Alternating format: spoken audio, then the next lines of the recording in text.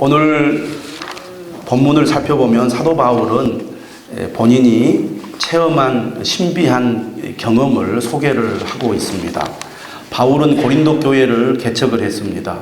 문제는 이 고린도 교회가 거짓 사도들에 의해서 바울이 전한 복음이 폄하가 되고 또 의심을 받고 있는 상황 속에서 바울은 자기를 자랑하는 것이 싫었지만 어쩔 수 없이 자기 자랑을 해야 했습니다. 왜냐하면 바울이 의심받으니까 바울이 전한 복음까지도 의심을 받았기 때문입니다. 오늘 본문도 이렇게 시작을 합니다. 무익하나마 내가 부득불 자랑하노니 주의 환상과 계시를 말하리라. 무익하지만 내 자랑을 좀 해야겠습니다. 그런 얘기입니다. 당시에 거짓 교사들은 언변이 뛰어났고 또 사도의 자격을 가지고 있다고 추천장도 그들에게 이렇게 보여주면서 바울은 추천장도 없지 않느냐. 바울은 사도로서 자격이 없는 사람이다. 또 바울은 마땅히 사도라고 한다면 교회로부터 사역비를 받아야 되는데 바울은 고린도 교회로부터 사역비도 받지 않았다. 그걸 보면 바울은 사도로서의 자격이 없는 사람이다. 이렇게 바울을 비난을 했습니다. 뿐만 아니라 거짓 사도들은 우리는 하나님의 신비한 영적인 체험을 했던 사람이다 라고 자신들을 드러내고 과시했던 것 같아요. 바울도 참고 참다가 내가 그런 거짓 사도들보다 못하는 것이 없다 이렇게 자신을 얘기합니다. 오늘 본문 뒤에 11절에도 보면 바울이 이런 얘기를 해요. 내가 아무것도 아니나 지극히 크다는 사도들보다 조금도 부족하지 아니하니라. 조금도 부족하니 아니하니라. 어쩔 수 없이 자랑도 해야겠다고 하면서 바울이 오늘 꺼낸 이야기가 주의 환상과 계시입니다. 내용을 살펴보면 2절에 이렇게 시작하죠. 내가 그리스도 안에 있는 한 사람을 아노니 그는 14년 전에 셋째 하늘에 이끌려 간 자라. 그리스도 안에 있는 한 사람, 자신의 경험을 소개하면서 내가 이런 경험을 했다고 소개하지 않고 3인칭으로 그라고 그렇게 표현을 하고 있습니다. 신비한 경험을 드러내고 자랑하기가 바울은 매우 껄끄럽고 불편했기 때문입니다. 그러면서 14년 전에 이 사건을 경험했다고 바울은 소개하고 있습니다. 왜 14년 전에 경험한 이야기를 하고 있을까요? 바울은 구약 성경의 전통에 따르면 이사야라든지 에레미야라든지 에스겔을 보면 예언자들이 주의 환상을 경험한 이야기를 할 때 꼭 시기를 밝혔습니다. 이유는 구약의 전통은 그 이야기의 역사성을 밝히는 것을 중요하게 여겼기 때문입니다. 다시 말하면 바울의 이러한 신비한 경험이 그냥 지어낸 이야기가 아니고 실제로 어떤 시기에 구체적으로 경험했던 역사적인 사실이라는 것을 강조하기 위해서죠. 그렇기 때문에 바울은 14년 전에 이러한 사실을 경험했다라고 지금 본문을 통해서 소개를 하고 있습니다. 셋째 하늘에 이끌려 갔다. 당시 고대인들은 하늘을 어떻게 생각을 했냐면 첫째 하늘, 둘째 하늘, 셋째 하늘 이렇게 구분해서 이해를 했습니다.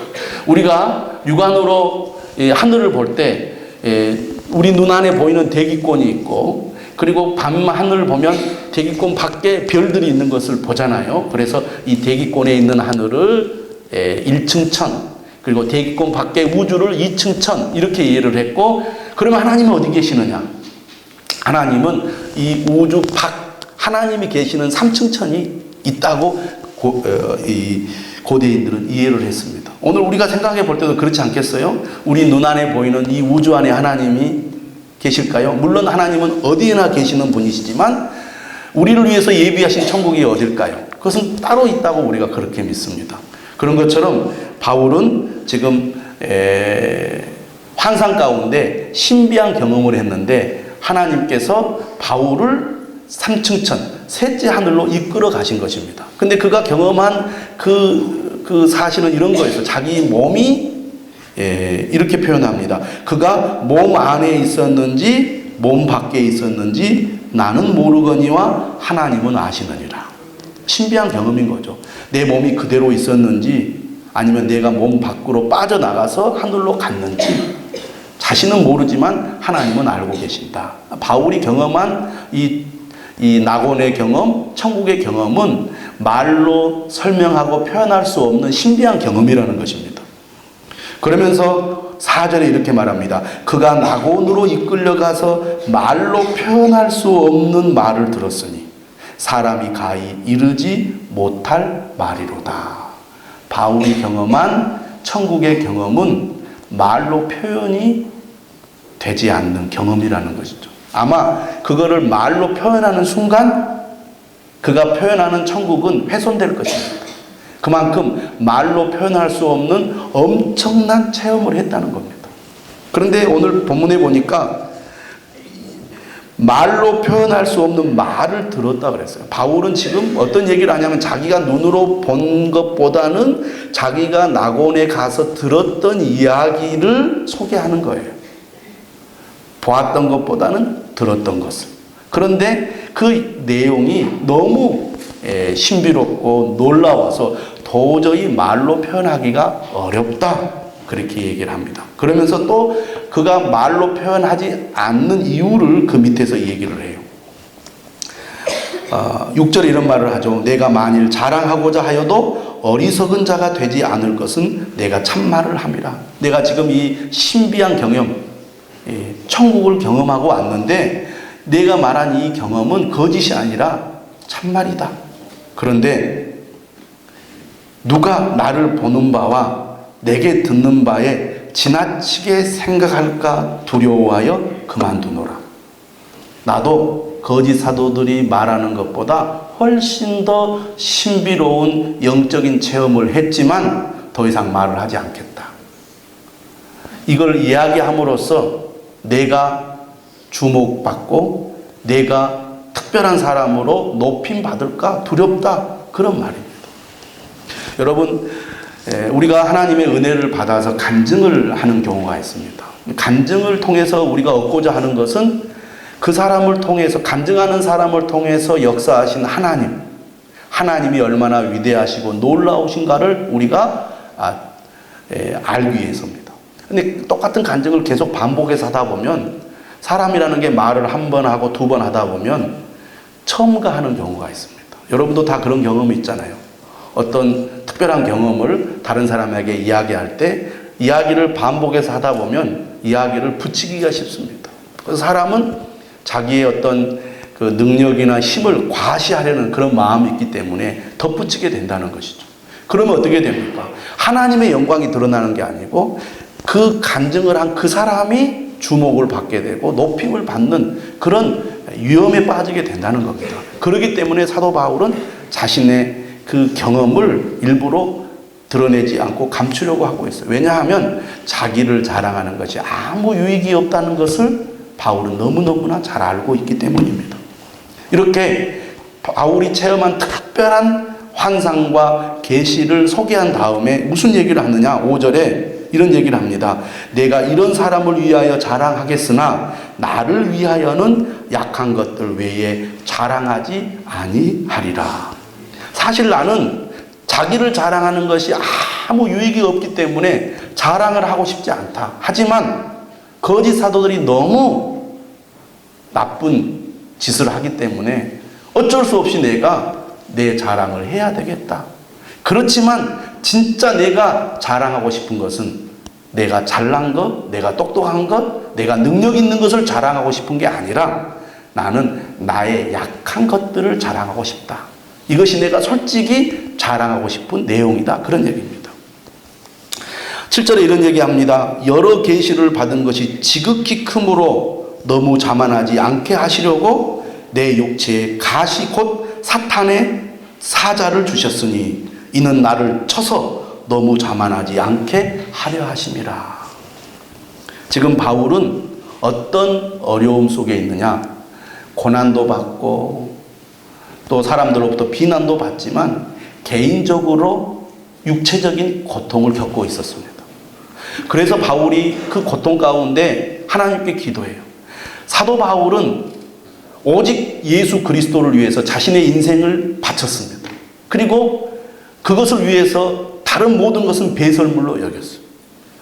바울이 지금 내가 육체의 가시, 그것이 질병인지 다른 어떤 문제인지 성경은 정확하게 말하고 있지 않습니다. 학자들은 간질이다, 또 두통이다, 안질이다, 여러 이야기를 하지만 사실 그것을 우리가 정확하게 알 수는 없죠. 본인이 직접 얘기를 하지 않았기 때문에. 하지만 바울은 이 육체의 가시로 인해서 큰 고통을 겪고 있었습니다. 무엇보다 바울이 이 문제, 이 고통으로부터 벗어나게 해달라고 기도한 이유는 내가 좀 마음 편하게 살고 싶습니다 라는 것이 바울의 목적이 아니라 사실은 내가 좀 주님을 위해서 복음을 전하는데 이게 방해가 되니 하나님 고쳐주십시오 라고 사실은 바울이 구하는 겁니다. 그래서 바울이 3번 주님께 간구를 했어요. 3번. 여러분, 예수님께서 겟세마네 동산에서 3번 이 잔을 옮겨 주시옵소서 라고 기도하지 않습니까? 바울도 3번 하나님 앞에 간절히 고쳐달라고 기도를 했는데 하나님의 응답이 무엇이었습니까? 9절에 이렇게 말합니다. 내 은혜가 네게 족하도다. 내 은혜가 네게 족하도다. 너 받을 만큼 은혜 많이 받았어. 너 받을 만큼 응답 많이 받았어. 이제 이 기도에는 내가 응답하지 않아도 될 것 같아. 그런 얘기입니다. 하나님이 부드럽게 거절을 한 거예요. 그러면서 그 이유가 무엇이라고 하나님 말씀하느냐면 이는 내 능력이 약한 데서 온전하여 지니라. 이렇게 하나님이 이유를 설명하신 것입니다. 바울은 이 경험을 통해서 무엇을 깨달았느냐? 왜 하나님께서 나에게 육체의 가시를 주셨는가? 그 이유를 바로 너무 자만하지 않게 하려고 나에게 육체의 가시를 주셨다. 이렇게 바울은 깨달았어요. 여러분, 바울이 어떤 사람입니까? 바울은 정말 하나님의 특별한 은혜를 누구보다 많이 경험한 사람입니다. 그는 다메섹으로 가는 도중에 부활하신 예수님을 만났습니다. 환상 가운데 만난 거죠. 바울은 처음부터 환상과 계시를 많이 경험했습니다. 사도행전 18장 9절에 보면 환상 가운데 바울에게 나타나셔서 말씀하시는 이야기가 나옵니다. 또 19장 6절에 보면 바울이 안수를 할 때 에베소 교회 성도들에게 성령이 임하여서 방언을 하고 애언을 하는 사건이 일어납니다. 그리고 바울이 가는 곳마다 예수를 믿죠. 사람들이. 교회가 세워집니다. 그리고 지도자가 세워져요. 그래서 바울이 교회를 맡기고 또 다른 곳에 가서 복음을 전하면 많은 사람들이 바울의 복음을 듣고 예수를 믿습니다. 교회가 세워집니다. 지도자가 세워져요. 또 옮겨서 복음을 전하면 그런 놀라운 역사들이 일어나는 거예요. 그뿐만 아니라 사도행전 19장 12절에 보면 이런 말씀이 있어요. 심지어 사람들이 바울의 몸에서 손수건이나 앞치마를 가져다가 병든 사람에게 얹으면 그 병이 떠나고 악귀도 나가더라. 하나님께서 저에게도 그런 능력을 주시면 좋겠습니다. 네. 여러분들 제가 지나가면 탁 수건으로 제 몸에 대고 아픈 사람에게 딱 갖다 얹으면 병이 나아요. 그러면 사람들이 막 몰려들 거 아닙니까? 야, 목사님 훌륭하시다. 저 목사님 한번 기도 한번 받아봐라. 다 문제가 해결된다. 막 우리 교회가 막 앉을 자리가 없을 정도로 미어 터질 것입니다. 저도 그런 능력 좀 받았으면 좋겠어. 할렐루야. 바울이 그런 기적들을 행할 때 어떤 마음이 들겠습니까? 뿐만 아니라 사도행전 20장 9절과 10절에 보면요. 유두고라는 청년이 바울의 설교를 듣다가 3층에서 떨어졌어요. 그리고 죽었습니다. 그래서 바울이 보고 안 죽었다 하면서 안아주면서 살려주죠. 여러분, 바울이 행한 능력을 보면요. 마치 예수님이 다시 나타나신 것처럼 능력을 행합니다. 여러분, 그때 바울의 마음에 어떤 생각이 들겠습니까? 야, 나 대단하다.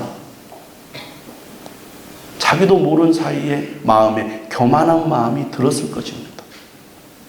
가는 곳마다 교회가 세워지고 가는 곳마다 제자들이 세워지고 가는 곳마다 막 병자가 고침받고 귀신이 떠나가고 성령이 임하고 기적이 임할 때 바울의 마음에 자신도 모르게 우쭐한 마음이 들지 않겠습니까? 아마 바울이 계속 그런 마음을 가지고 있었다면 바울은 끝까지 복음을 전하지 못했을 것입니다. 도중에 아마 바울이 바울교를 세워서 바울을 믿어라. 그리하면 구원을 받을 것이다. 아마 바울이 그랬을 것이다. 예전에 전도관이 그랬던 거 아니에요. 그런데 하나님은 바울을 사랑하셨어요. 바울을 아끼셨어요. 바울을 끝까지 사용하기를 원했어요. 그래서 하나님이 바울을 치신 것입니다. 바울에게 뭘 줬어요? 고난을 준 거예요. 그래서 바울이 열심히 복음을 전하고 교회를 세워가지고 사람들이 막 바울이야말로 위대한 사도라고 할 때 바울은 다른 곳으로 가면서 막 물에 빠지고 사람들에게 쫓겨다니고 돌에 맞고 온갖 어려움을 겪으면서 바울을 한없이 하나님이 낮춰버리신 겁니다. 내가 우쭐해질 때마다 하나님이 철저히 낮추셔서 아이고 내가 잘나서 된 줄 알았더니 아니구나. 나는 아무것도 아니구나. 나는 형편없는 그런 사람에 불과하구나. 그런 나를 하나님이 사용하시는구나. 하나님 내가 잘못했습니다. 내가 교만했습니다. 하나님 나를 긍휼히 여겨주십시오. 나를 사용하여 주시옵소서. 그렇게 겸손한 마음으로 하나님 붙들자 또 하나님이 바울을 사용하시는 거예요. 바울은 그걸 경험했기 때문에 하나님이 나를 교만하지 않게 하시려고 이렇게 나를 철저히 낮추시는구나. 여러분 하나님은 어떤 사람을 기뻐하십니까? 겸손한 자. 어떤 사람을 미워하십니까? 교만한 자를 미워하세요. 여러분 우리가 은혜를 받고 하나님 복을 받으면요 나도 모르게 교만한 마음이 들어요. 교만한 마음이 들면 어떻게 합니까? 하나님의 말씀을 잘 안 듣습니다. 그리고 기도를 잘 안 해요. 기도를 안 하는 가장 근본적인 이유가 무엇입니까? 교만입니다. 왜? 기도하지 않아도 내가 열심히 하고 내가 힘이 있고 능력이 있으면 나는 할 수 있다. 문제도 해결할 수 있고 내가 계획을 세우고 목표를 세운 거 나는 이룰 수 있다. 이런 마음이 들기 때문에 굳이 하나님의 도우심이 필요 없다. 이런 생각이 드는 거거든요. 그러니까 기도를 않게 된다는 겁니다. 하나님은 그가 사랑하는 자, 특별히 그를 사용하기를 원하는 자를 그렇게 내버려 두지 않습니다. 그래서 하나님은 들었다 놨다 들었다 놨다 하는 거예요. 올렸다 내렸다 올렸다 내렸다. 왜 하나님 나에게 이러십니까? 복을 주시려면 쭉 주셔야지. 왜 복을 주셨다가 나를 넘어뜨리고 복을 주셨다가 나를 넘어뜨립니까? 여러분 그런 경험 하잖아요. 잘 나가다가 뭔가 좀 삐끗하고 안 돼요. 바울이요 11장 20절에 보면요 이런 고백을 해요. 바울이 그 전에 엄청난 고난을 많이 겪었다는 고백을 하면서 사실 내가 육체적인 고난을 경험한 것은 아무것도 아니다. 진짜 내가 더 고통스럽고 힘들었던 것은 다른 게 아니다. 그게 20절이에요. 이외의 일은 고사하고 아직도 내 속에 눌리는 일이 날마다 있는데 곧 모든 교회를 위하여 염려하는 것이다. 바울이 가는 곳마다 막 기적이 일어났다 그랬잖아요. 병자가 고침받고 악기가 떠나가고 막 방언이 임하고 막 애언이 임하고 많은 제자들이 세워졌다 그랬잖아요. 그런데요 바울이 뒤돌아서서 교회를 떠나면 교회가 문제가 생기는 거예요. 그래서 사람들이 찾아와 바울 사도요 큰일 났습니다. 교회가 지금 문제에 휩싸여서 지금 너무너무 힘듭니다. 고린도 교회도 그런 교회 중에 하나예요. 모든 교회를 위하여 염려해. 바울이 교회를 세워서 정말 뭐가 잘 된 것 같은데 뒤돌아보면 꼭 문제가 일어나는 거예요. 바울을 낙심하게 만드는 겁니다. 내가 이렇게 온 힘을 다하여 정성을 다하여 복음을 전하고 성도들을 가르치고 지도자를 세웠는데 교회가 거짓 사도들에 의해서 막 어지러워지고 복음이 막 훼손되고 막 잘못된 믿음을 따라가는 일들이 있으니까 얼마나 바울이 낙심이 됐겠어요. 저는 목회를 하면서 그걸 너무너무나 많이 경험을 합니다. 힘을 다하여 교회를 섬기고 성도들을 섬겼는데 그들이 정말 믿음이 성장하고 하나님께 충성하는 일꾼으로 세워져야 되는데 된가 싶은데 또 넘어지는 거예요. 또 넘어져. 뭔가 되는가 싶은데 또 주저앉는 경험을 통해서 어떤 마음이 드냐면 진짜 나는 무능한 사람이다. 나는 자격이 없다. 내가 목회를 그만하든지 교회를 떠나든지 해야 되겠다. 이런 마음이 들도록 만들더라 그 말이에요. 지금까지도. 여러분 사람이 힘이 있으면요, 자신감이 있습니다. 돈이 많다거나, 사업이 잘 된다거나, 사회적인 지위가 딱 높아가면 자기도 모르게 자신감이 생겨요. 여러분 그러지 않습니까? 뭔가 내가 가진 것이 있어야 힘이 나지요.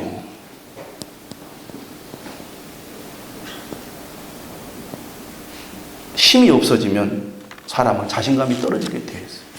자신감이 떨어지면 낙심이 되고요. 의욕이 상실되어서 결국에는 포기하게 됩니다. 여러분 영상에서도 보았듯이 자기가 꿈이 있고 뭔가 될 듯 싶었는데 그 되려는 순간에서 무너지면 사람이 자신감이 떨어져서 의욕이 상실돼요. 내가 살아서 뭐해? 내가 열심히 하면 뭐해? 그러니까 노숙자가 되는 거죠. 여러분 건강한 사람이 큰 질병을 얻거나 또 사업을 성공했던 사람이 실패를 하거나 또 여러 가지 문제로 인해서 상처를 받거나 고난을 받으면 사람이 의욕이 상실되고 자신감이 없어지면서 내가 더 이상 뭘 할 수 있겠는가 이런 생각을 한다는 것이죠. 그런데 하나님은 이렇게 주님을 따르는 사람들이 힘이 다 빠졌을 때 어떻게 합니까? 마음의 문을 두드리시는 거예요. 너 낙심하고 있니? 너 힘이 없고 무능하다고 좌절 가운데 있니? 포기하고 싶니? 나를 찾아와. 나를 불러. 나에게 한번 구해봐. 하나님이 그렇게 우리의 마음을 두드리십니다. 그게 바로 은혜인 거죠. 그래. 정말 나를 믿고 나만 의지했더니 결국에는 안 되는구나. 내가 정말 의지할 분은 하나님밖에 없구나. 하나님 도와주세요. 하나님 살려주세요. 하나님밖에 나에게는 희망이 없습니다. 그렇게 하나님을 붙들고 간절히 기도를 했더니 뭔가 마음에 변화가 일어나더라 그 말입니다. 어떻게 변화가 일어납니까? 하나님이 내 마음에 찾아오셔서 능력을 부어주시는데 전에 없던 용기가 생겨요. 전에 없던 평안한 마음이 듭니다. 전에 없던 의욕이 생겨요. 다시 한번 해볼까? 다시 하면 되지 않을까? 여러분 마음이 무너지면 다 무너지는 거예요. 사람이 힘을 잃어버리면 마음이 무너지잖아요. 그러니까 의욕이 상실되고 포기하게 되는데 우리가 하나님 앞에 매달려 하나님께 간절히 기도하면 어느 순간에 하나님이 내 마음을 움직여 주시는데 나 전에 없던 의욕이 생기게 된다는 거죠. 그래서 여러분 우리가 정말 하나님을 의지하는 사람은요 이 막다른 골목에 다다랐기 때문에 뭐 누구 하나 나를 도와줄 사람이 없어요. 의지할 분은 하나님밖에 없는 거예요. 하나님께 매달리는 겁니다. 그래서 새벽에도 나와서 기도하고 낮에 나와서 기도하고 저녁에 나와서 기도하고 기도해요. 우리 다 같이 교회를 위해서 기도합시다. 그렇게 해도 그 사람은 교회를 위해서 기도할 겨를이 없어요. 내 문제를 갖고 하나님 살려달라고 기도하는 거예요. 오직 그 기도만 하는 겁니다. 그렇게 하다 보면 어느 순간에 하나님이 내 마음을 움직이시는데 그래 한번 해볼까? 이런 마음이 들게 하신다 그 말입니다. 그렇게 그런 마음이 일어남과 동시에 하나님이 전에 보지 못했던 것을 보게 하고 전에 생각하지 못했던 것을 생각하게 해주세요. 지혜를 주시는 거죠. 시각이 바뀌기 시작해요. 그런 가운데 환경이 따라서 변합니다. 갑자기 누가 사람이 찾아와가지고 한번 해보자고 그러고 나에게 어떤 용기를 주는 말을 하고 기회를 주는 그런 어떤 행동들을 합니다. 이런 과정을 통해서 하나님께서 일어나게 해주시는 거예요. 아까 여러분 영상을 보았듯이 그 사람이 내가 이렇게 하면 많은 사람들이 주목할 거야. 그래서 내가 다시 재기할 수 있을지도 몰라. 그런 기대한 거 아니잖아요. 전혀 생각지도 못한 일이 일어난 거 아닙니까? 우리가 하나님을 의지하면 전혀 우리가 생각하지도 못했고 기대하지 못했던 일들이 일어난다고 말해요. 그래서 우리를 하여금 다시 재기할 수 있도록 다시 힘을 얻을 수 있도록 도와주시는 것이죠. 그때 우리가 무슨 생각을 합니까? 아, 이건 내가 한 게 아니야. 이건 하나님이 하신 거야. 하나님이 아니면 할 수 없는 일이야. 라고 고백하게 하신다는 것입니다. 그래서 바울은 오늘 그런 얘기를 해요. 하나님께서 하신 말씀을 고백하죠. 내 은혜가 네게 족하도다. 이는 내 능력이 약한 데서 온전하여 짐이라. 하나님의 능력은 내가 철저히 낮아지고 내가 철저히 무능함을 고백할 때 하나님이 역사하신다는 겁니다. 여러분, 우리가 남의 도움을 받을 때 그런 경험 있잖아요. 예를 들면 우리가 무슨 스포츠를 할 때 기본기를 배우려고 하면 몸이 뻣뻣해 가지고 잘 안 돼요.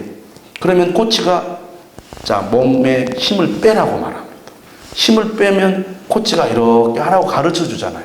힘을 빼고 코치가 가르쳐 준 대로 그대로 해야 우리가 기본기를 제대로 익힐 수가 있지, 내가 했던 습관대로 고집을 부리면 절대로 바꿔지지 않습니다. 힘이 빠져야 하나님이 내 삶 가운데 역사하시고, 그 하나님이 역사하실 때 능력이 제대로 발휘가 되려면 내가 완전히 빠져야 한다는 거죠. 내 고집, 내 주관, 내 생각, 내 의지, 이런 것들이 완전히 다 사라질 때 하나님이 능력을 나타내신다는 겁니다. 이걸 바울이 깨달았어요. 그래서 바울이 어떻게 반응합니까? 9절에 그러므로 도리어 크게 기뻐함으로 나의 여러 약한 것들에 대하여 자랑하리니. 여러분 같으면 어떻게 하겠습니까? 하나님, 정말 내가 주님을 위해서 내 이 육체의 가시를 제거해 달라고 기도하는데 하나님 안 들어주시면 되겠어요? 하나님 너무하시지 않습니까? 여러분 간절히 기도했는데 응답해 주지 않는다면 여러분 어떻게 반응하시겠습니까? 하나님 너무하십니다. 근데 바울은 깨달은 거예요. 아, 나를 자만하지 않게 하라고. 하나님의 능력이 나를 통해서 온전히 드러나게 하시기 위해서 나를 이렇게 철저히 낮춰주시는구나. 그래서 내가 정말 이거 기뻐해야 될 일이구나 라고 고백을 한 거예요. 여기서 기뻐한다는 것, 내가 여러 약한 것들을 자랑한다는 게 무엇을 의미합니까? 그것은 진심으로 내가 하나님께 감사한다는 거예요. 여러분 그렇게 여러분 고백할 수 있겠습니까? 하나님, 질병을 주셔서 감사합니다. 하나님, 내가 실패해서 감사합니다. 직장에 떨어져서 감사합니다. 시험에 떨어져서 감사합니다. 내가 이렇게 고통을 겪고 있어서 감사합니다. 여러분 그렇게 하실 수 있겠어요? 쉽지 않죠. 근데 바울은 그렇게 이야기하는 거예요. 하나님 감사합니다. 근데 저는 부족하지만 이 은혜를 알게 하시더라고요. 그래서 저는 오히려 무슨 일이 잘 안 되면요, 더 감사하는 고백을 일부러 합니다. 그런데 이상하게 그렇게 고백하면요, 위로가 되고 힘을 얻어요. 진짜로. 하나님, 내가 이렇게 형편없는 사람입니다. 교회가 부흥이 안 돼서 감사합니다. 저는 그런 기도예요. 우리 성도들이 말 안 들어서 감사합니다. 예배 자주 빠지고 결석해서 감사합니다. 리더들이 제 마음을 아프게 해서 감사합니다. 저 그렇게 기도합니다. 왜냐하면 그렇게 기도하지 않으면요, 막 미운 마음이 들고 분노가 일어나요. 사람들이 어떻게 저럴 수가 있나? 해도 너무한다. 어떻게 저럴 수가 있을까? 그럼 화가 나고 미운 감정이 들잖아요. 그 말은 무슨 말입니까? 나는 잘났고 저들은 못한다, 그런 얘기예요. 근데 사실은 그게 아니거든요. 내가 문제가 있는 거지. 내가 잘못해서 그런 거잖아요. 내가 부족해서 그런 건데. 나는 잘하고 있고 나는 잘났는데 너희들은 못한다. 그런 생각을 하니까 분노가 나고 미운 마음이 들죠. 그런데 하나님 감사합니다. 감사합니다 했더니요, 위로가 되더라고요. 위로가 되니까요, 다시 용기가 생겨요. 그래, 내가 열심히 해야지. 하나님 능력을 따라서 내가 더 잘해봐야지. 이런 마음이 들어요. 일어나게 되더라, 그 말이에요. 바울도 그런 고백을 하는 거예요. 나의 여러 약한 것들에 대하여 자랑하리니. 왜냐하면 그때 그리스도의 능력이 내게 머물게 되기 때문이다. 10절, 9절에 그리스도의 능력이 내게 머물게 하려 함이라, 이런 말씀 있잖아요. 여기서 머물다라는 말은 헬라어로